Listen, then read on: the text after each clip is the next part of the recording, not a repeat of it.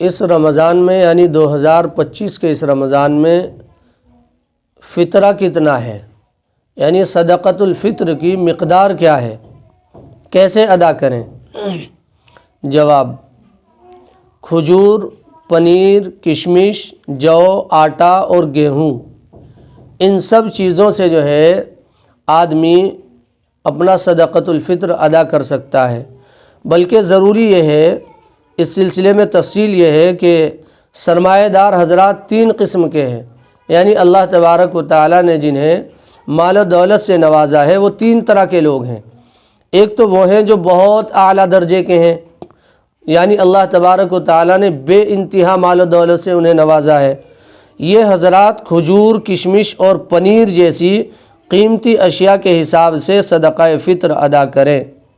کھجور، کشمش اور پنیر جیسی قیمتی اشیاء کے حساب سے صدقہ فطر ادا کریں۔ اور کھجور کی جو موجودہ رقم، مطلب اس کے حساب سے جو فطرہ نکالیں گے 2025 کے اس رمضان میں، تو کھجور کے حساب سے اگر کوئی نکال رہا ہے تو 1150 روپے، اور پنیر کے حساب سے اگر کوئی نکال رہا ہے تو 1045 روپے، کشمش کے حساب سے جو نکال رہا ہے تو اس کے لیے 975 روپے، اور پنیر کے حساب سے جو بتایا گیا وہ 1045 ہے۔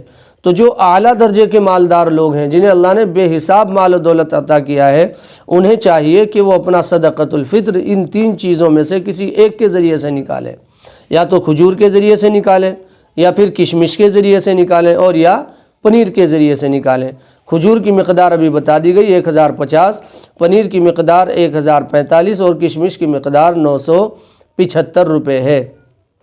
تو اس حساب سے ایک صدقۃ الفطر نکالیں، اس لیے کہ صدقۃ الفطر ہے ضرورت مندوں کی ضرورت کے لیے، تاکہ وہ بھی عید کی خوشی میں شریک ہو سکیں۔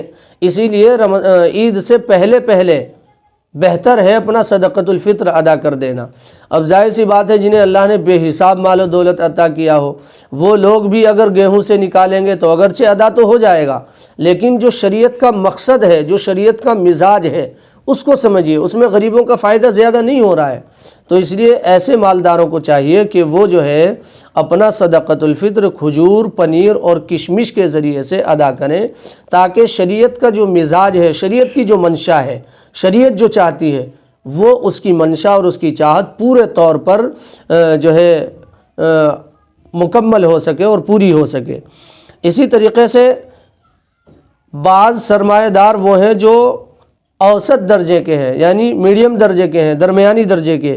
یہ حضرات جو اور گیہوں یا آٹے وغیرہ سے جو ہے اپنا صدقۃ الفطر نکالیں، جو، گیہوں، آٹا وغیرہ، اس سے اپنا صدقۃ الفطر نکالیں، یہ میڈیم درجے کے لوگ۔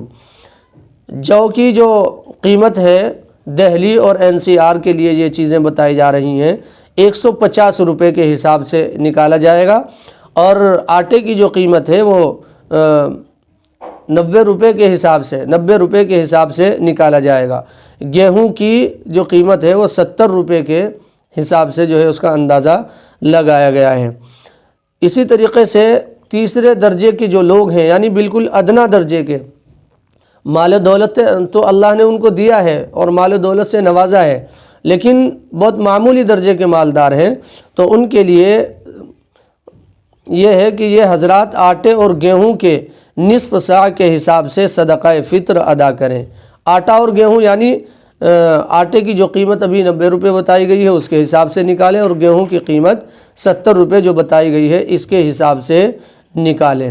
تو جب بھی کوئی جو ہے اہل علم سے معلوم کرے تو اس کو اسی حساب سے، یعنی ان 6 چیزوں کے حساب سے بتایا جائے کہ صدقۃ الفطر اس حساب سے تمہیں ادا کرنا ہے۔